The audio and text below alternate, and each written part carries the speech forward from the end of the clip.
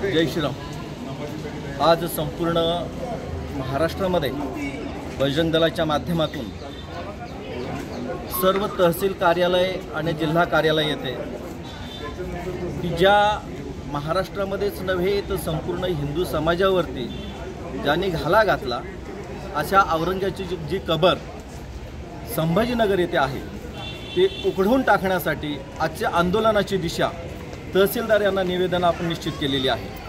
भविष्यामध्ये ती कबर बजरंग दलाच्या माध्यमातून नेस्तनाबूत करूतच, परंतु केवळ महाराष्ट्रातच नव्हे तर संपूर्ण देशाच्या बाहेर तिला हद्दपार केल्याशिवाय राहणार नाही। हे बजरंग दलाचा ठाम निर्णय आहे। कारण बजरंग दल जो निर्णय घेतो तो संत समाजाच्या मार्गदर्शनाने घेत असतो आणि आजचा जो मुहूर्त आहे सर्व तहसील कार्यालय येथे निवेदन देण्याचा, तो मुहूर्त एवढा सुंदर आहे की यांनी हिंदवी स्वराज्याची जी निर्मिती केली अशा छत्रपती शिवाजी महाराजांचा तिथीनुसार आजचा जन्मदिवस आहे।